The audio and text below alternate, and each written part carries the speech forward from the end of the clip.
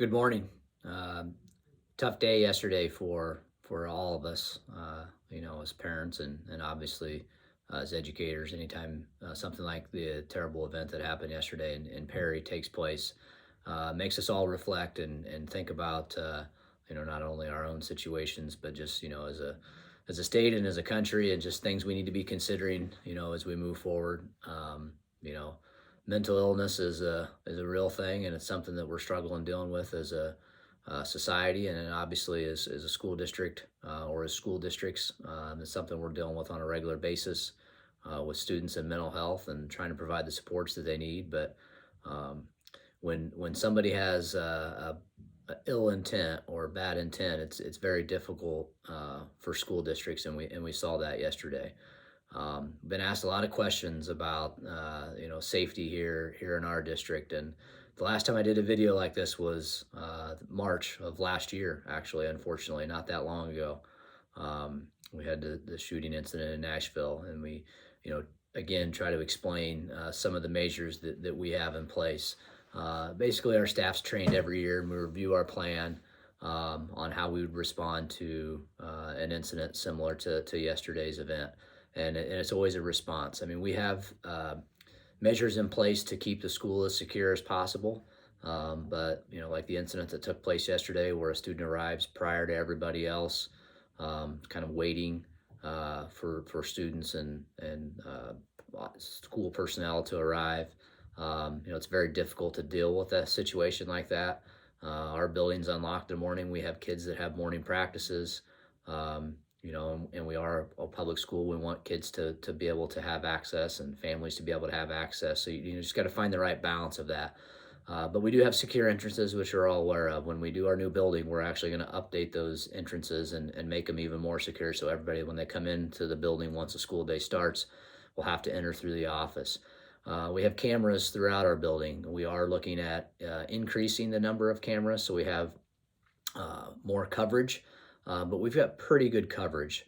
Uh, Also, one thing that's a little unique with our district, I think we're only one of two in Dallas County. We've given Dallas County Sheriff's Department and our police department full access to our camera system. So if something were to happen in our building, they would be able to access our cameras, see where the incident is taking place, and be able to respond accordingly.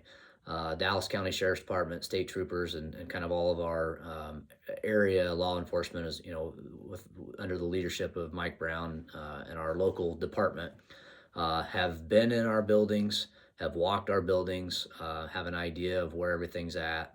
We have a mapping system that's shared with law enforcement, so they can identify rooms.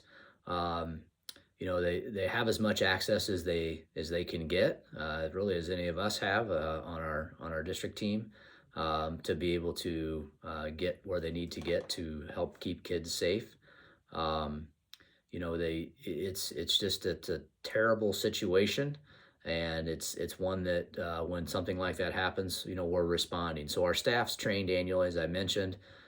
We use kind of the Alice framework, which I'll share a link in the Bulldog brief that you'll be able to look at. But essentially, people are trained, and honestly, it's something I talk unfortunately, to my own family about when you're out and about. When you go into a room or you're in an area, look around and figure out, number one, how can you escape if something does happen? Because that's one of the things you may need to do is run, flee, flight, however words you want to use, get out of there. And you saw that yesterday with the response from some of the students at Perry and the staff. It's possible you may need to lock down or just stay where you're at. Many of us that are of my generation remember the lockdown drills that we used to practice. Um, that's something that used to be the primary practice. It's still a strategy to use, but it's not the only strategy. But that still may happen, where you just try to lay low and stay in the spot you're at. And then the other thing is, you may have to fight back. You have to make those decisions based on what your situation is, based on the space you're in. Very difficult to lock down, obviously, when you're in an open area like a cafeteria. But that is always an option. Obviously, if you've got something in your hands that you can fight back with, that's something that may need to be considered. And in many cases, we want our people to make a decision that makes sense and flee and get to a pickup point. We'll have a very similar process to what you saw at Perry, where we have places where our staff knows where to take our kids. A lot of the questions we get from parents and family in the community is when we'd love to see those. We're not going to share those with people. There's a reason for that. We do not want people that want to do bad things in our building to our students and staff to have access. But I will show you, we do have, this is our plan. This is our emergency operation plan for all sorts of situations that we review every year. Our school board does have access to that, not to the plan itself, but they get it to approve it each year, but then we keep it. Again, it's the idea is to limit who has access to that, so that if somebody does want to cause problems, that they can't get their hands on it. But yeah, it's a tough situation. And we don't have all the answers.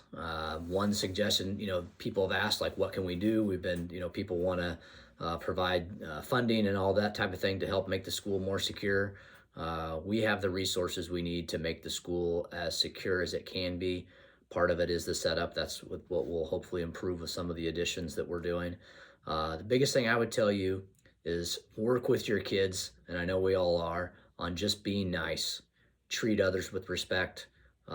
Be kind, because those little acts and comments sometimes that kids make, and a lot of times they don't mean anything by it, those build up. And if somebody is not in a great spot mentally, it can eventually lead to them, responding in a way that none of us, hope that they do. And, so we just all can do our part to try to help our kids be nice to others. And I think that's, one thing we can do, individually. Other things that if you do see and hear and know or have heard maybe of a situation going on, we have reporting systems on our website, and I've got those linked in the Bulldog brief that we encourage you to use that will help notify us, because we can't be everywhere all the time. We're not hearing everything that's happening. When we do, we respond to it.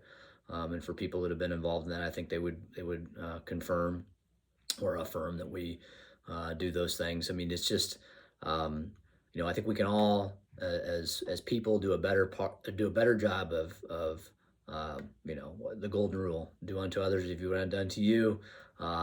Just treat people right, and that's one step we can take, and hopefully we're, thinking about that when we, think about the situations that kids are in sometimes, because kids aren't always nice to one another, and that's what we can do as adults to try to model that and do the best we can. So hate having to talk about this again. Hopefully it's it's something that we don't have to talk about in the near future, but obviously as a district, it's on our minds all the time. It's one of our it is a priority for us is to keep everybody safe, and we're regularly looking at all of our practices.